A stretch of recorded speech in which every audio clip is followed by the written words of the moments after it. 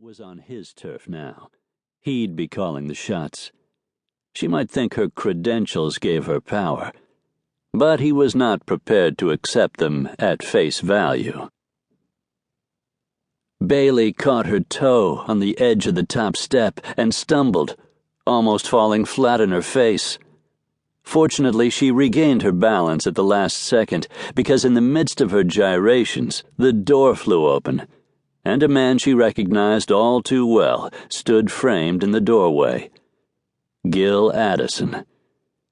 Even as she acknowledged the jolt to her chest, she was taken aback by the presence of a second male.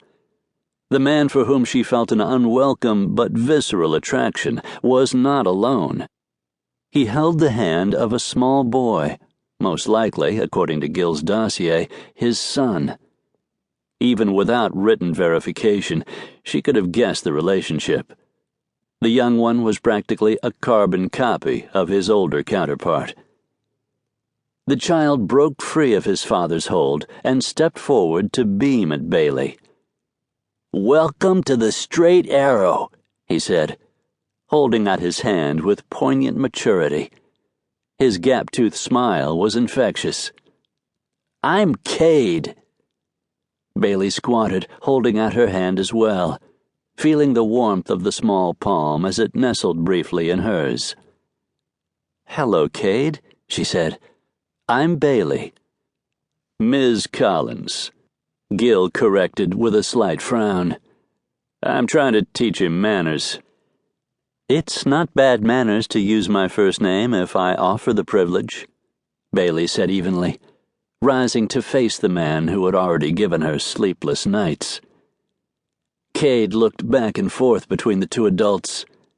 The thinly veiled antagonism between them was unfortunate, because Cade seemed first confused and then unhappy. The boy's chin wobbled. "I wanted my dad to like you," he whispered, staring up at Bailey with huge blue eyes that must have come from his mother. Bailey's heart melted. "Your dad and I like each other just fine," she told Cade, daring Gil to disagree. "Sometimes grown-ups get frustrated about things, but that doesn't mean we're angry."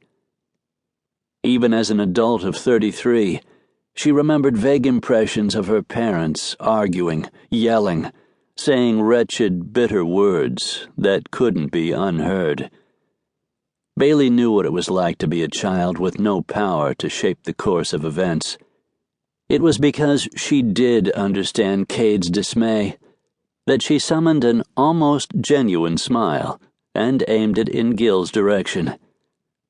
"Thank you for seeing me today. If we can sit down for a few moments, I promise not to take up too much of your time." With Cade standing squarely in between them, there was nothing for Gil to do but agree. He ruffled his son's hair, love for his child and wry capitulation in his gaze as he spoke. "Why don't you join us in the kitchen, Miss Collins? Cade and I usually have lemonade and a snack right about now." "You may as well call me Bailey, too," she muttered, not sure if he heard her or not. She followed the two of them back through the house to the historic but updated kitchen. Gil had taken over the property from his parents when they retired and settled in Austin. The senior Addisons had inherited the Straight Arrow from Gil's grandparents. The ranch, whose name ironically described its owner to a T, was an enormous operation.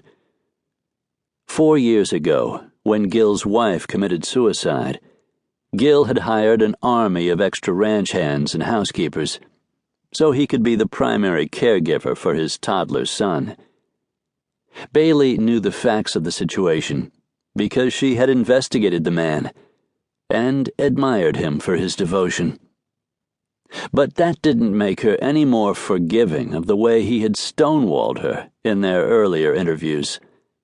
Even though her file on Gil Addison was thorough and extensive, she was no closer to understanding the man himself.